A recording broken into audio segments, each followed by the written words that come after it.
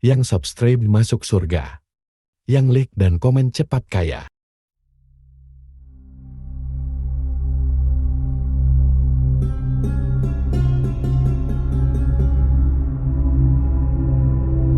Assalamualaikum warahmatullahi wabarakatuh. Para pemirsa YouTube sekalian dimanapun kalian berada, pada kesempatan kali ini insya Allah kita akan membahas terkait 5 langkah menggagalkan godaan setan.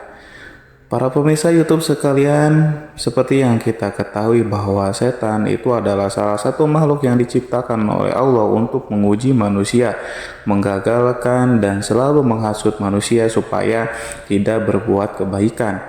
Nah, dengan demikian kita akan membahas hari ini bagaimana caranya menggagalkan hasutan dari setan itu sendiri. Tapi sebelum kita mulai, alangkah lebih baiknya jika pemirsa sekalian menekan tombol subscribe terlebih dahulu supaya bermanfaat bagi banyak orang. Lalu kemudian jangan lupa like dan komen supaya jadi wasilah cepat kaya dari arah mana saja. Baik, pada kesempatan kali ini Imam Ghazali dalam kitabnya Ihya Ulumuddin pernah berkata bahwa di antara hal yang harus dimengerti oleh seorang hamba adalah mengetahui tipu daya setan dan godaannya. Sesungguhnya pemahaman ini fardu ain adanya. Hanya saja kebanyakan manusia tidak mau mengerti dan lebih suka disibukkan oleh pengetahuan-pengetahuan yang menjebak dirinya sendiri masuk ke dalam kubangan setan. Oleh karena itu, akutnya tipu daya setan, maka seorang hamba harus mengerti berbagai kiat mematahkan bujuk rayu setan. Hal ini berfungsi untuk menyelamatkan diri dari para setan yang terkutuk. Terkutuk karena godaan dan rayuannya itu dihembuskan oleh setan bersama dengan hembusan napas manusia. Sehingga Al-Hasan suatu ketika pernah ditanya oleh Abu Said, apakah setan itu tidur? Al-Hasan pun menjawab, jika setan itu tidur pasti kita bisa beristirahat. Sayangnya setan tidak mengenal sekat ruang dan waktu. Begitu juga godaan-godaan mereka yang mengalir bersama arus dalam darah seorang hamba. Namun manusia sebagai makhluk yang sempurna yang dibekali Allah dengan kemampuan bernalar harus memiliki kemauan untuk mengalahkan setan. Dan oleh karenanya Al-Ghazali dengan jelas menerangkan 5 kiat mematahkan godaan setan. Yang paling pertama yakni adalah membuat kurus setan dengan memperbanyak zikir kepada Allah Subhanahu wa taala. Rasulullah pernah bersabda, sesungguhnya orang mukmin itu membuat kurus setannya sebagaimana seorang di antara kamu membuat kurus ontaknya dalam perjalanan. Jika sebuah binatang liar telah dikuruskan, pastinya ia akan mudah diatur dan menjadi penurut karena ketergantungan kepada majikannya.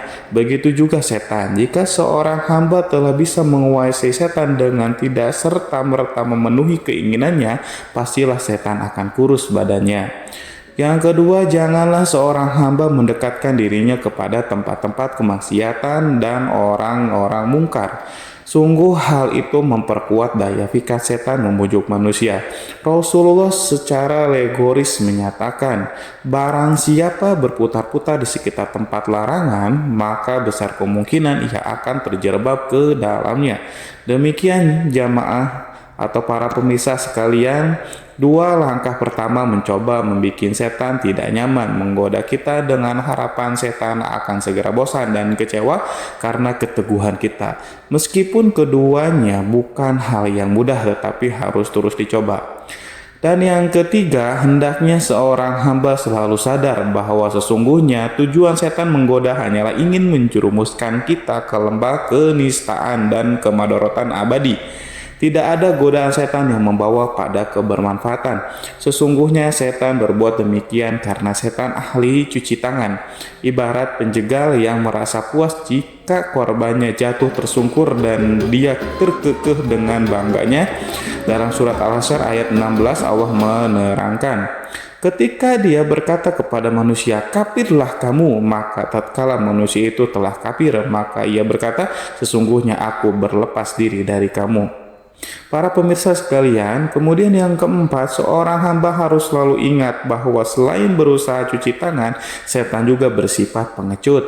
Ia menginginkan banyak teman dalam kesesatannya. Semakin banyak teman yang menemani dirinya dalam kesesatan, ia akan semakin puas. Karena sesungguhnya neraka Sa'ir itu sungguh luas. Dan karenanya setan menginginkan kawan untuk mengisinya. Demikian keterangan dari surat Al-A'raf ayat 16-17 menerangkan. Iblis menjawab, karena engkau telah menghukum saya tersesat, saya benar-benar akan menghalang-halangi mereka dari jalan engkau yang lurus.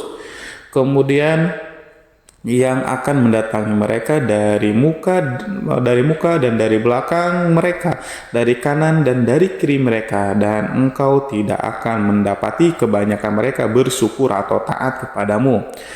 Dan kemudian yang terakhir kelima, guna mendukung keempat kiat tersebut, seorang hamba harus senantiasa dalam kondisi lapar, karena kondisi lapar akan mempermudah seseorang hamba dalam mengingat Allah.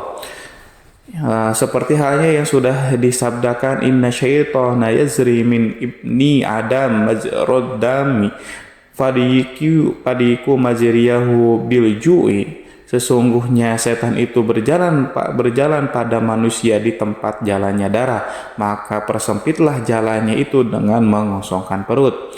Demikian pemirsa, untuk sharing kali ini. Terima kasih banyak, semoga bermanfaat dan semoga kita dijauhkan dari godaan setan yang terkutuk.